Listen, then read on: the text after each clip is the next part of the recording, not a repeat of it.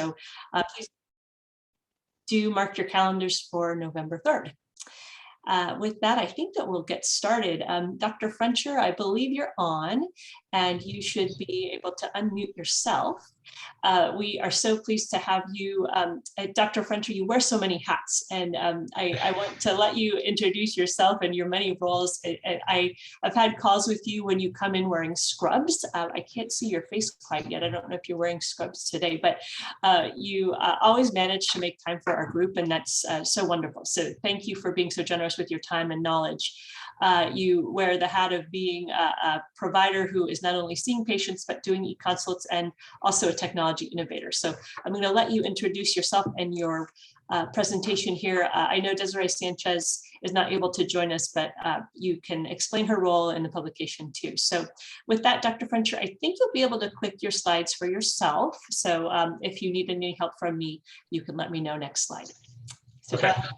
Awesome. And so thanks for that wonderful introduction, Libby, and thanks for giving us some time to chat a little bit about some of the work that I have to say is 100% the brainchild of Desiree Sanchez. So she is my research resident. So at UCLA, our residents spend their 4th year on research projects, and they choose a mentor to work with. And I had the privilege of Desiree choosing to work with me, largely because of her interest in underserved communities. As a Latina from the Central Valley here in California, she has been dedicated to trying to understand better how to deliver care to communities that need it most and that are often underserved, including the area of the state where she came from and grew up. So I have to say that I'll try to do this presentation justice, but you'd be in much better hands with Desiree presenting this work that she recently presented at the AUA. And so what we learned in implementing e-consult here in the Inland Empire. I am a urologist by training. I'm at UCLA as an associate professor there. I'm also the director for Justice, Equity, Diversity, Inclusion for our department. We call it JEDI. And so I get to say that I'm a Jedi now, which I think always gives Sajid a smile. And I think that, from my perspective, I also am the director of surgery here at MLK, which is a hospital in South Los Angeles. And one we opened a few years ago. The reason I give all that context is because it was the first place where I learned about the efficacy and benefit of e-consult. And one of the questions that Desiree sought to understand was, aside from what has been published about how e-consult can benefit folks in reducing the number of unnecessary, potentially, or avoidable in-person visits, was there an opportunity for us to understand, using e-consult, how care was being provided in the community? We don't often have access to robust data about how primary care physicians in rural and desert communities here in California are practicing. And so she sought to answer a very focused question in urology. And I'll kind of walk through the slides here and outline that project that she led, which led to other projects in other specialties and other residents and medical students who are endeavoring to replicate what she's done for other conditions, and led to the formation of a research group. And again, all I think birthed by her effort. So I can't echo enough praise on the work that she's done.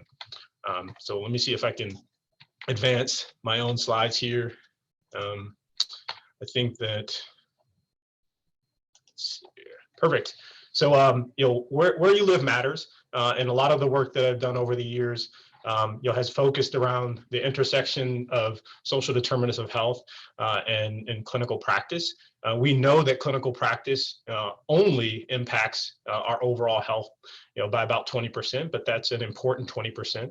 And some of the things that we've noted in terms of accessing specialty care tend to fall into some of those other categories of social determinants: transportation, insurance status, education, health literacy, And so any ways that we can help to improve access to specialists and reduce the burden on our patient population to access specialty care is important.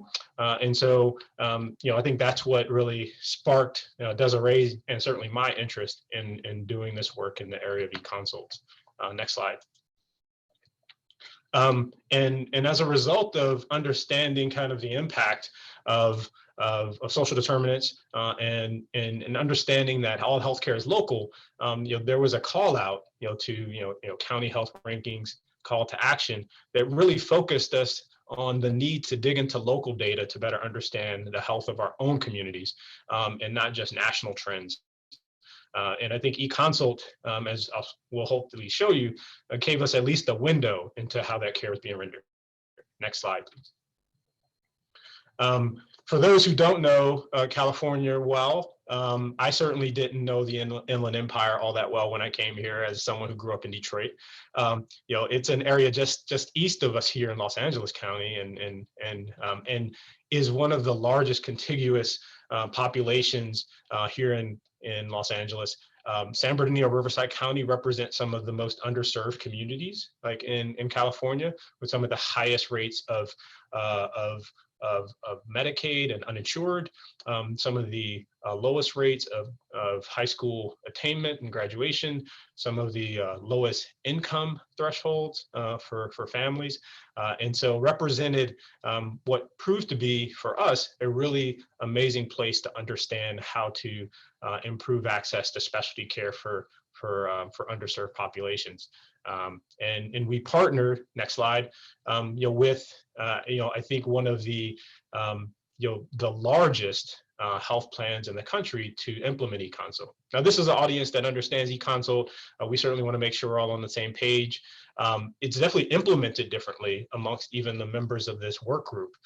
But as we thought about it, it both is an opportunity to provide a primary care doctor with advice and insight as to how they can care for the patient and maybe even provide co-management.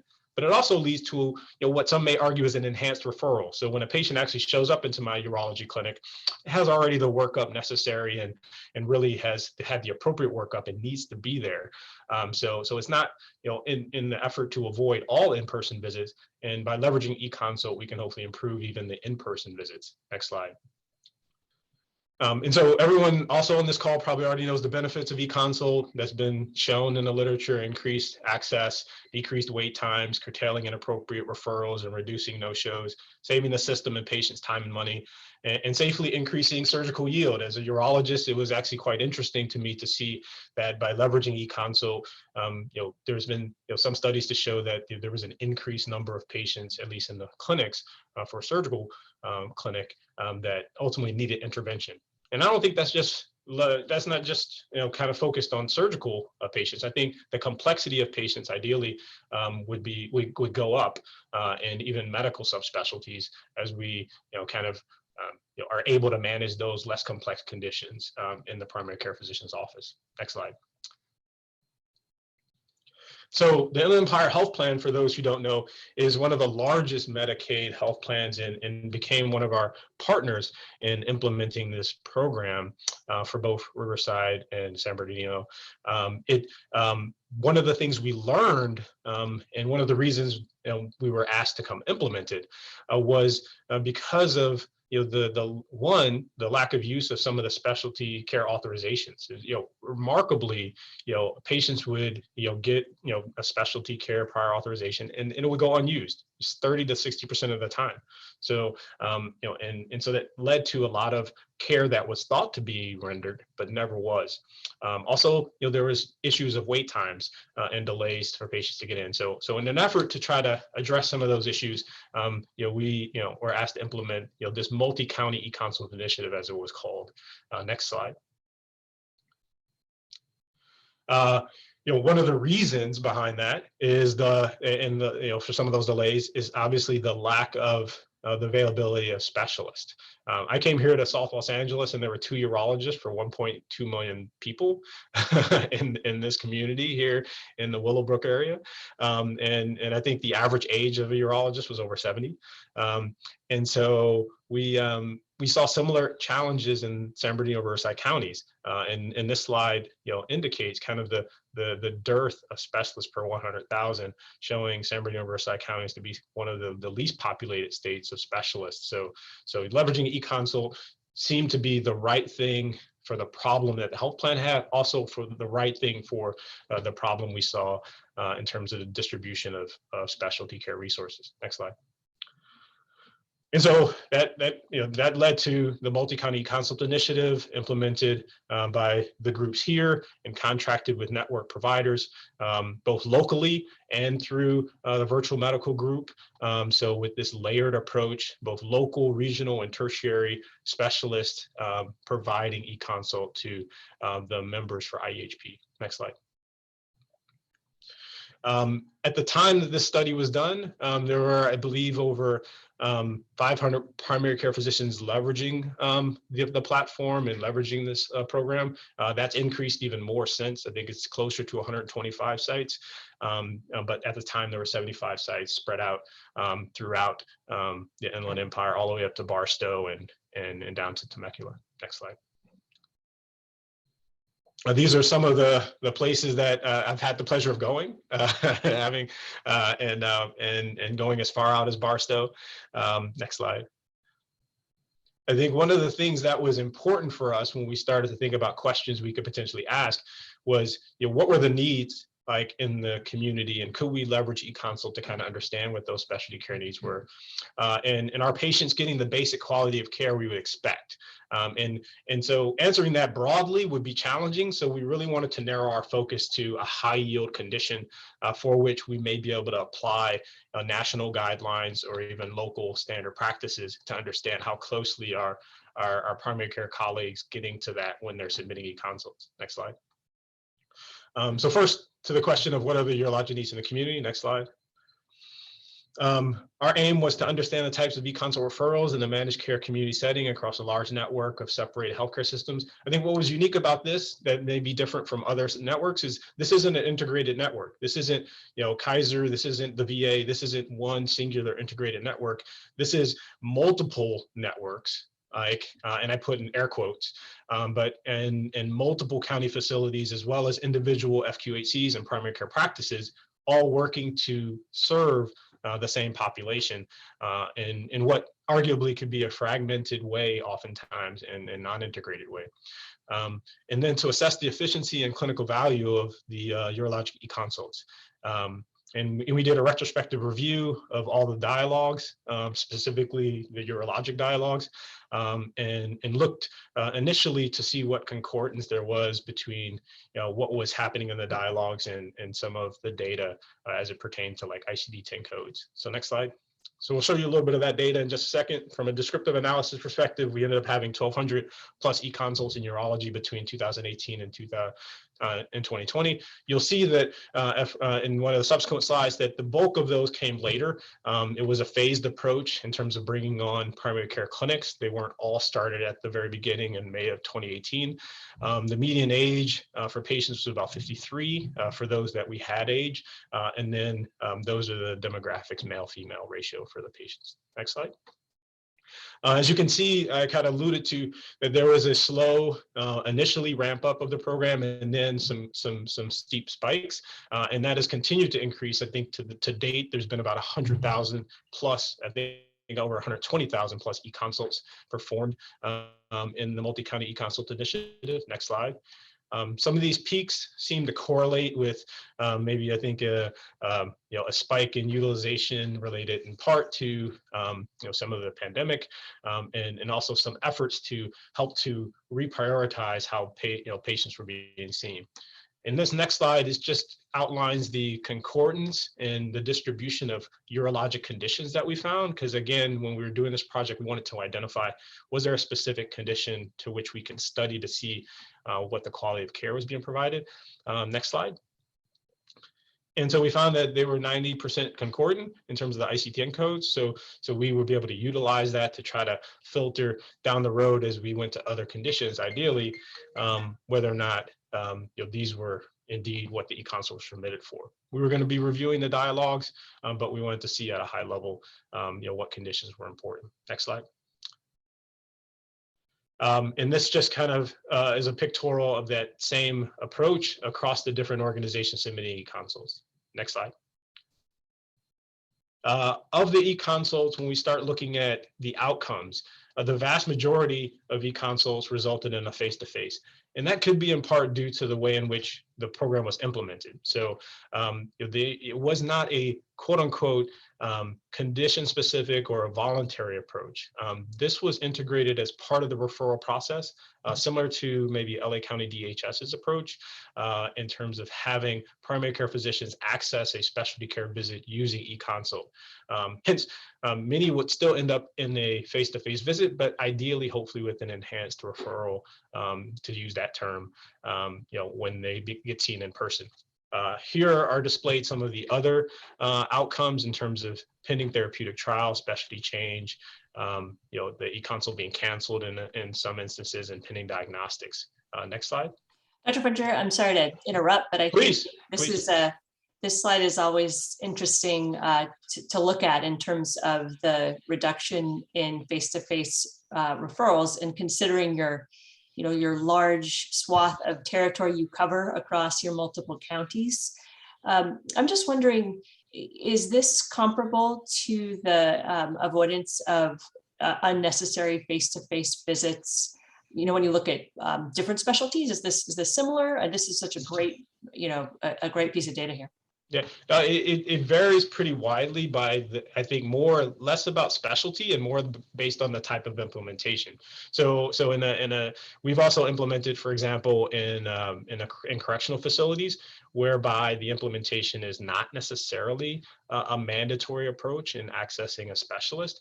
And we've seen the inverse of this relationship, where about 65 to 75% of e-consults result in a non-face-to-face outcome. And I think it really comes down to how e-consult is being utilized. And I think the reason we wanted to study hematuria, for example, as I'm going to get to in a second, and try to understand, is there an impact for those patients that even are seen in person, is because I think there is a benefit when e-consult is used across all referrals that may not be obvious. We only know we don't know what we don't know, for example. And for a lot of primary care providers, the assumption is that I know when a consult is needed. I know when a patient needs to be seen in person. I know when I need to get a specialist consult. And I think some of the data may suggest that there is still some benefit oftentimes and some ambiguity as to when a specialist needs to be seen. So that's kind of how I interpret this data. Thanks. Or Libby, sorry, can I jump in and ask one more question? Sure. Follow up to that. Here, I'll put my face on. Hi, Dr. Frencher. Thank you for letting me jump in. I'm just curious. So what you were saying earlier is better worked up patients can also lead to higher acuity patients, which is, I think, more generative for the urologist. But on this slide, the 75% that ultimately still needed to be seen in person, does that include feedback back to the PCP that says things like, get this test and do this workup first, and sort of overall improve the worked upness of the patient? And if we're looking at this data, are we saying that only 7% of the time the consult closed the issue and the patient didn't need to be seen? And so could you just help us understand a little bit more about what this slide is showing us? Sure. Yeah. So to walk through things in terms of the approach. So the process for leveraging these different closed codes, for example, which is similar to, I think, what we see in LA County DHS, because it's a similar platform in terms of SNC's platform. The instruction to the primary care doctor is for pending diagnostics is that, in theory, if a recommendation is made to get an additional study, like a CAT scan, for example, that they would close that e-consult pending diagnostic. Hence, you would end up with this closed code. Now, at a future point, once they get the result, they may resubmit an e-consult ultimately on the same patient that results in an in-person visit, which would be a face-to-face visit, right, for that patient. So in a sense, an enhanced visit for them as a result of going through an e-consult process. Now, in anything, folks leverage the workflow differently, and we've noticed by reviewing the dialogues that oftentimes some primary care providers would be there'd be a recommendation to get an additional study, and that would still be accepted for face-to-face pending that study. So that would be closed face-to-face, and a study would be obtained, and that would also lead to an enhanced like in-person visit. However, it would show up as simply a closed face-to-face rather than pending diagnostics, for example. So kind of disentangling that required a lot more effort and digging into the dialogues and seeing how the primary care doctors were using the tool after being instructed how we thought the appropriate workflow was. And they had other laudable reasons for leveraging in that way. They felt it was easier to keep track of the consults when we left them open rather than close them. There are a variety of other reasons why they came up with their own like alternative workflows to what we envisioned. So in order to understand more, we felt that we really did have to dive into the dialogues and hence the effort on the part of a lot of other medical students and fellows. And this has led to a lot more work trying to understand by delving into the dialogues what really is happening when we put two providers on opposite sides of each other talking. So hope that helps. Thank you. And Dr. Frencher, I'm going to do a little plug for one of your previous publications. Tell me if I'm getting the title correct. Just your reference to corrections is helpful. Some folks who are new on this call may not have read. I believe it was called A Tale of Two Jails. It was, yeah. Okay, yeah, I'll put that in the notes in case anyone wants to look up that study. I think it's really helpful to see the impact. And I'll stop interrupting. Go ahead. No, please do. It's perfectly fine. I enjoy the conversations and the questions. And I'll push through some of these. So in terms of, we also wanted to see how it was being utilized from a messaging perspective. Often we're asked by primary care physicians, like, how onerous is this going to be? How many times am I really going back and forth with the specialist to clarify things in this e-consult implementation approach? That's not kind of a one-off. It's not submitting a question with a response and things are over, but it's meant to be a dialogue. And so how often is that dialogue extending beyond just two messages? As you can see, most of the time it's just kind of and when we say two messages, a message sent from the primary care doctor to the specialist and a reply. But when there's more back and forth, as you can see, it's less than half the time. And for the urologists, we asked just some self-report about how long it took them to do, e-consult on average, less than 5 minutes, by and large. And I think that correlates fairly, with some of the published literature already talking about the time spent on e-consults on average. Next slide. In terms of the turnaround time, it was around 9 hours. So really quickly getting a response, and then time to close an in-person appointment. It was really interesting for us to see there was some concerns and questions about, okay, so we go through this process, how long then does it take for that in-person appointment to happen after the process goes through? And there was a median of 27 days, and we'll talk a little bit more about how we get to that in the next couple slides. So next slide. In this slide, a little bit busy, but I'm going to focus your attention on the middle bar, 2 to 3 months. What we tried to understand was because part of the process for e-consult, at least in this implementation, was that one of the pieces of advice that a specialist could provide is the time frame in which a patient could be seen. So we wanted to see, was that actually happening? Next slide. And so if you look at 2 to 3 months, like in the bottom, the x-axis is urologist recommended time frame. So that's what I say, the patient needs to see me in 2 to 3 months. Now, is the time frame for that in-person visit happening within that 2 to 3 months? And we found that the vast majority of the time it is. So if you look at the column, a number of patients were seen within 15 days when I recommended 2 to 3 months, others within 2 to 4 weeks, others in 1 to 2 months, and lastly, the 2 to 3 month threshold with a minority falling outside of that. So what we saw that to mean was that, like, we want to see at a population level, are our recommendations helping like schedulers and the folks in the specialty care clinics to better align when patients need to be seen with the recommendations, and in a sense help to disimpact some of those clinics by making sure that patients who need to be seen sooner and are recommended to be seen sooner are, and those who could wait are allowed to wait longer. And we've done some other work after this study to kind of better quantify how closely aligned are the recommendations with when patients are seen, and we're happy to present that at another time. Next slide. So to summarize, we report the, at least one of the, that we have found in literature, the largest analyses of, e-consult use in urology. E-consult allows for timely, efficient urologic access in IHP's patient population. The ICD codes tended to be generally reliable, and we had a high rate of in-person conversion, suggesting the need to implement e-consult referral optimization strategies and provider education. What does that mean? Well, I think if Paul's on the call, I mean, one of the biggest things that I've seen the benefit in LA County has been the development of their appointment scheduling center, and this idea that we can support a number of IHP's members by figuring out a way to better get them scheduled for their visits with their specialists, I think is something that would be really great to see in that environment. Next slide. And so I'm going to quickly summarize the rest of this. I think it's really important, but I know that we have other items on the agenda. So our patients getting basic quality of care we expect from the PCPs. Next slide. We looked at the clinical question of the hematuria cohort. Next slide. And in that cohort, in general, we've thought in urology we need to do better with our hematuria patients. Guidelines have actually been revised more recently. With 40% of high-risk hematuria patients had no further evaluation, we found in some studies. It takes 6 months to complete a hematuria workup in a safety net population that we found. And when asked about what is the evaluation for hematuria, the answers certainly varied.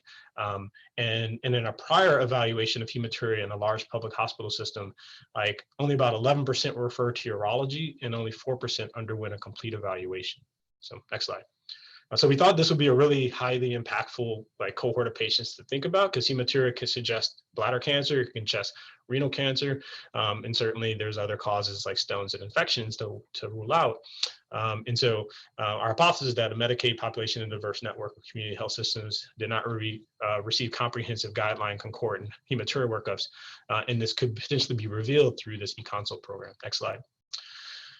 And so our aim, establish a baseline on the quality of care provided by primary care doctors with respect to hematuria, and we retrospectively reviewed all the hematuria e-consult dialogues and the documentation and compared that to the to adherence to AUA guidelines. Next slide.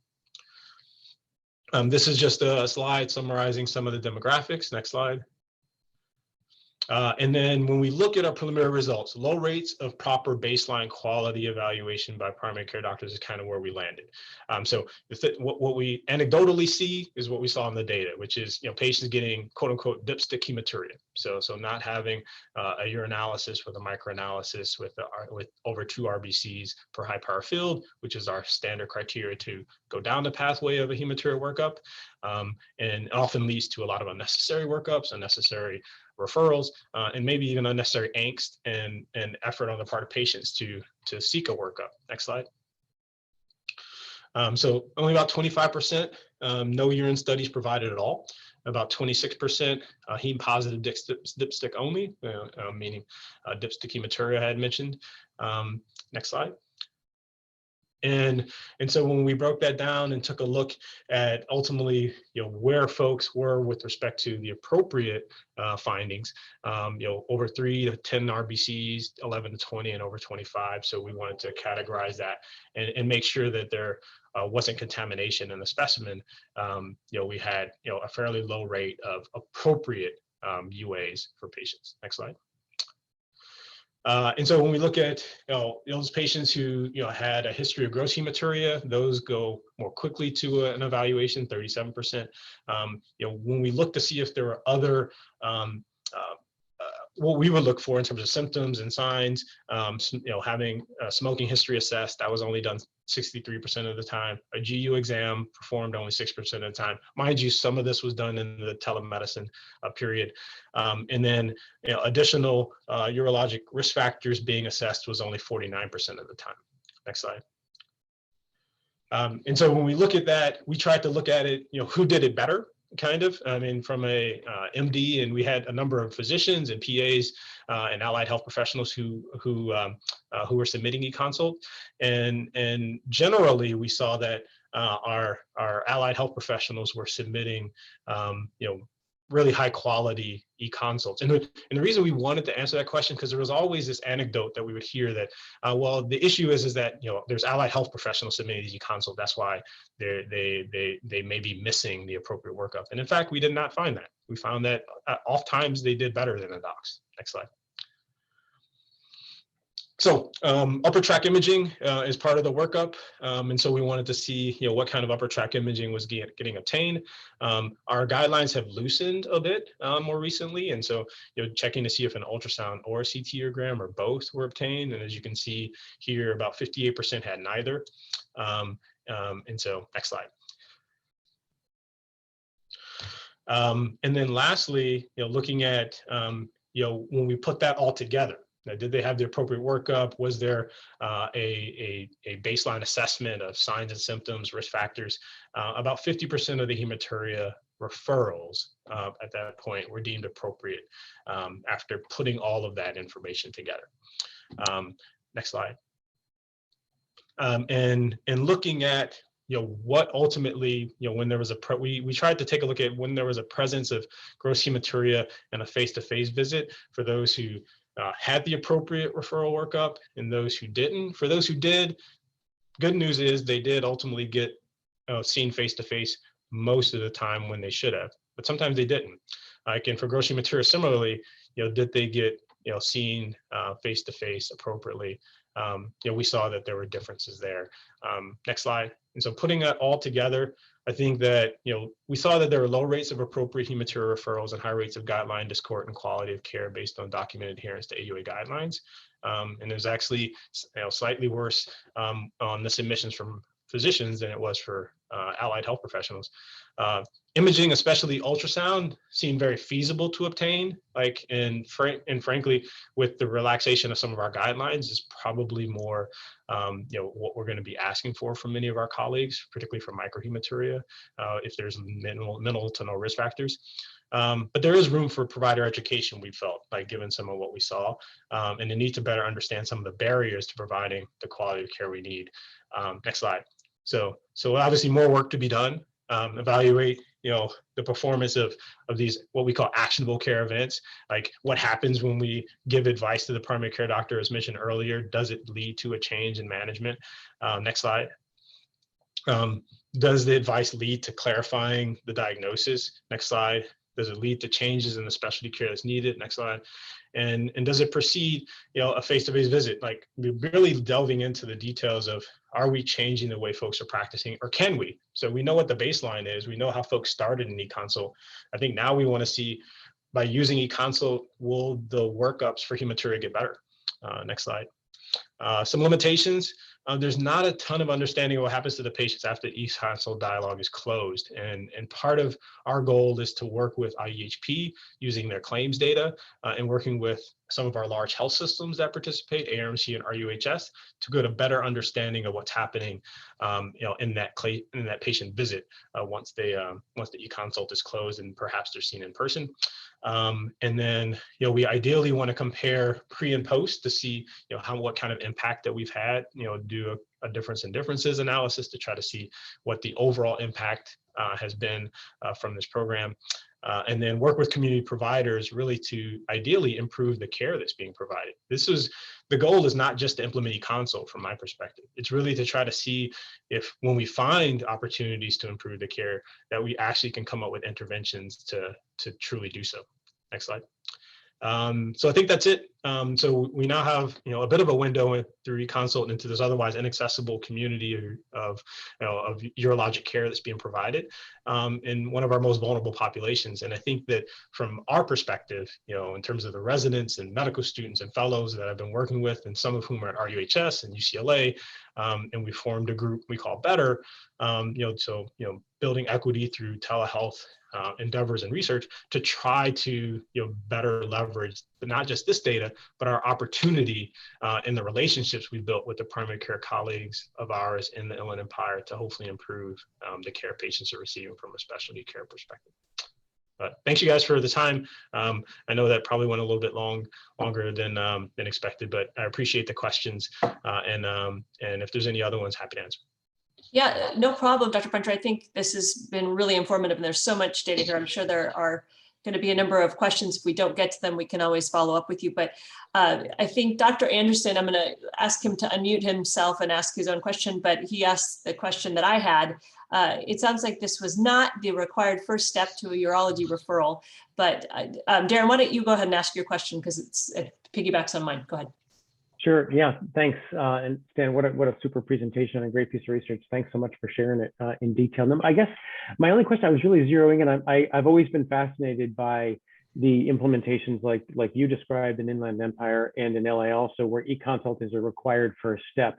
And just to understand, is there a subset of those 75% that ultimately needed a face-to-face that we kind of knew before you even sent it in and it was a waste of time, I guess is what I'm asking. Like if I'm sending someone for a screening colonoscopy, they're over 50, they meet criteria, did that need an e-consult first? And within urology, were there any that were just, straight up, they need a face-to-face, let's not bother with the e-consult? Or is there benefit in all or most cases to doing straight e-consult first as a process? Yeah, no, it's a great question. So I'll answer it in this way. It depends on your goals. I think that the challenge with having disparate workflows to access a specialist, is a clear operational challenge for the local clinics, right? So they'll have, I access my specialist this way by faxing. I access the specialist in this condition by making a phone call. I access another, a specialist this way by submitting an e-consult. And so part of the implementation challenge in doing it, across, a number of primary care providers across a large area was simplifying the process for the local clinics. And I think having e-consult first as a process upon implementation allowed folks to get familiar with that process, to ideally, hopefully utilize it in such a way that we learned which conditions and which opportunities we had to then make a pathway that would not require an e-consult. So taking the reverse. So make it ubiquitous that everyone uses it, and then identify which of those conditions can be what we call direct to authorization, right? So ultimately figuring out that, to your point, colonoscopy does not necessarily need to be, something that a screening colonoscopy does not necessarily need to be a dialogue or a conversation through an e-consult. And I think that taking that approach, I think we kind of land at an implementation that hopefully we gain the benefit of folks leveraging e-consult for those things they didn't know they needed it for. And then we ultimately remove those things to which we all agree they don't need to use it for, if that makes sense. And I think that's different depending on which environment you're in. And I don't think you can go in a priori deciding which are going to be which. You can try, but usually you'll probably get it wrong and mismatch. Libby, I think that's the most brilliant thing I ever heard. So I just want to record what he just said and just play it back every single time we talk to anybody about this. Thank you for that brilliant answer. That was great. Exactly. I want to land on that note because we do have you recorded, Dr. Frencher, so that's perfect. And thanks, Dr. Anderson, for asking that question. Just want to open up for any final questions for Dr. Frencher before we wrap it up. We really appreciate your time, Stan. Thanks so much. If you can hang on with us, that's wonderful. If you have to go and actually see patients, that we understand that too. No, absolutely my pleasure. And again, just want to reiterate, Des would have loved to be here. I would have loved to have her presenting this because she's 100 times smarter than I am. And I learn something every time I listen to her. So hopefully you guys get a chance to hear her in the future. Yeah, and I appreciate your call out. I just wrote a note to myself. I love your shout out for JEDI. That's an excellent acronym that we should all remember. And also want to acknowledge that this is Hispanic and Latino Heritage Month. And I liked your acknowledgement that we are so appreciative of Latino leaders in our e-consult efforts. So thanks again for pointing that out. And we'd love to meet Desiree in future. So with that, I'm going to hand off. After I click through your references here, just want to note that we so appreciate when you reach out to us and share your publications with us, just like Dr. Frencher has, along with Dr. Sanchez. And in our e-consult news this month, we wanted to highlight our own Dr. Givney and Dr. D, who are on today, always contributing with their great work around what's happening down in LA out of LADHS. Dr. D, I believe you're on, and I think Dr. Givney's jumping on with us. We did want to point out your publication in the Journal of General Medicine. And Dr. Givney, are you on with us yet? Not sure. I'm here, Libby. Great. Do you want to speak a little bit to this article? Yeah, absolutely. And Stan can certainly chip in if he has anything additional to add. You know, what we know is that e-consult interactions, that interprofessional interaction between a primary care doctor and a specialist is, it has the potential to be incredibly impactful, incredibly high value.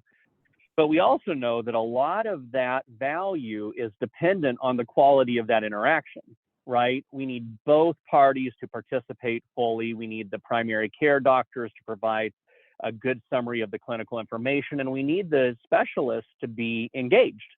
And so what we did was we decided we would focus on the specialist side of the relationship and figure out how to use a behavioral economics approach to improve their ability to contribute to a high value e-consult in 5 different domains.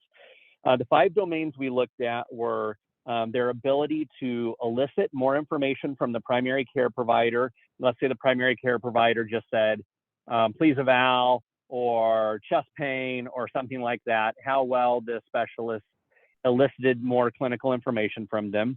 How well the specialist adhered to our expected practice documents or guidelines, our guidance that we've developed internally, much like Stan just talked about hematuria.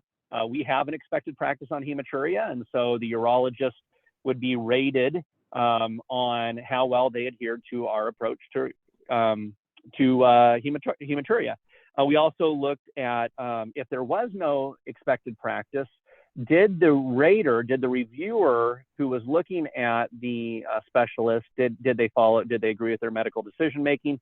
Did the specialist educate and take opportunity to educate the PCP? And did the tone of the specialist interaction actually improve or decrease the relationship between them and the PCP? And so what we did was we took 3,000 e-consults over 15 plus specialties, over 200 different specialist reviewers, and we rated them. We had, and we did this inside our e-consult platform, and we they were rated by their peers. So if Dr. Frencher was being rated, he would be rated by another urologist in our system, and the rater would rate in these 5 different domains. And then we would provide that feedback to the specialist regarding their ratings. And we would let them know if they were a top performer, which means they were in the top 10% of the expectations, or if they were not a top performer. And we provided that feedback to them on an ongoing basis. And so what we found was that peer ratings have a really significant effect on improving specialist performance across those domains. In our study, we found that 3 domains were significantly affected. They met the threshold for being a significant impact, and those were medical decision-making, educational value to the PCP, and relationship building interaction. That is, did the e-consult end with a better relationship between the PCP and the specialist than when it might have started? And we also found that the in a separate track or a separate cohort of this analysis, we actually found that the raters actually improved their performance on e-consults as well. So the act of rating somebody else actually improved your own performance when somebody else rated you. And so we tracked this over time. Like I said, over thousands of e-consults, many specialties, lots of specialty reviewers. And it really turned out to be a fascinating and helpful study. Obviously, we want that dialogue to be really impactful and really productive. And this is at least one way of using what some in the research literature called nudges, what others call maybe interprofessional peer ratings.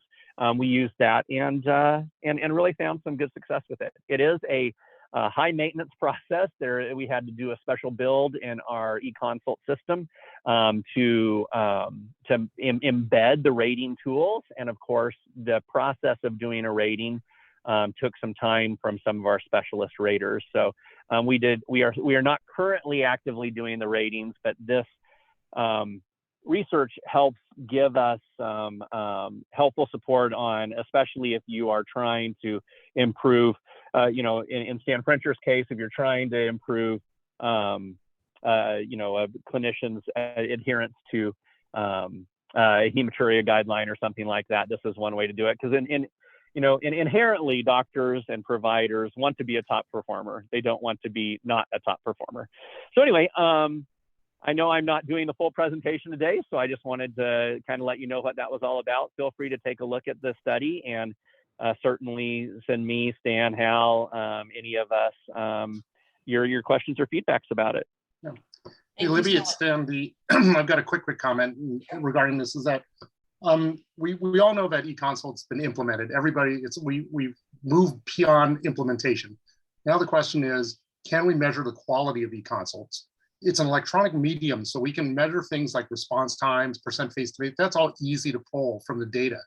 But the question is, how do you actually get a more nuanced response regarding quality? In other words, the interaction between, say, the submitter and the specialist reviewer. So I think that's going to be the next frontier, is figuring out how to measure the quality. This was actually a huge effort. It was very time consuming, but hopefully in the future, there'll be faster ways of rating us as we go along. Thank you so much, Stan and Paul. And we're going to hear more from you at our annual meeting in November 3rd. So we'd love to talk about this more, but if you want to take a closer look at the study, it's in your chat. In addition, it's in your inbox in our monthly newsletter. So thank you, Dr. D and Dr. Gibney. A couple more agenda topics before we wrap up today. We've been talking a lot about provider satisfaction, effectiveness, engagement over our past few meetings. And we've heard from you, from many of you, we also need to think about the patient. Over time, we've had folks present around how they have engaged patients in e-consult and been able to look at their satisfaction or understanding of it. So with some feedback we've gathered from many of you, we're trying to develop a tool like a leave behind, something that could be in a clinician's office, handed to the patient, left in a waiting room. So this is just a little bit of an effort to crowdsource. We're not going to have a ton of time to talk about it today, but if you have ideas of what your patients might need or what you've heard of what your plan members might need with regard to a patient tool, we welcome your input. We are going to share this with you in future calls, and we'll send you a leave behind that you can edit to your liking. So we welcome your input on how we might make patient tools more understandable. And with that, we want to announce our big news of today's call, or the biggest news of our year, is that we would like you to take a moment, mark your calendars if you haven't done so already. Our annual meeting is November 3rd. The link to be able to register for the meeting is here. It'll be in your chat also, so you can share it, copy, send it off to your peers. This is welcome, free, and open to all who want to attend. We are very pleased to honor Dr. Laura Miller as our keynote speaker. She's with Community Health Center Network in Alameda, California. I believe they've been doing e-consults on Rubicon MD for over 5 years now. So if anyone from CHCN is on, I know Ella, alumni of CHCN, you're on. So we're just so pleased to have Dr. Miller keynoting and kicking us off from a provider perspective. We have many more of you who are on our call today who are participating. Please take the time and share this link with your peers, colleagues. This is open to all. And we thank California Healthcare Foundation for our operational support to be able to conduct our weekly and monthly outreach and our monthly meetings. And we thank our sponsors who are helping make this event possible. So thank you once again for taking the time to register. We sent this out last month to you all and still want to give you the opportunity to provide input. We want to make this meeting dynamic and different. We know you've had a lot of virtual events to attend over the past year. And some of you know we've had our annual meeting. We are saying it's our 7th annual meeting. Some of you had the chance to meet us in person and talk and network, and that's always so wonderful. And we're disappointed we can't do that. We know that our environment's not letting us do that this year. So we'd love your input, however. So if you want to take the time and give us some input as to how we can make this the best use of your time. We know it's 9 to 2. It's a big time commitment. You can come and go as you please because it's virtual, but we welcome your input here. And a couple more opportunities for you all.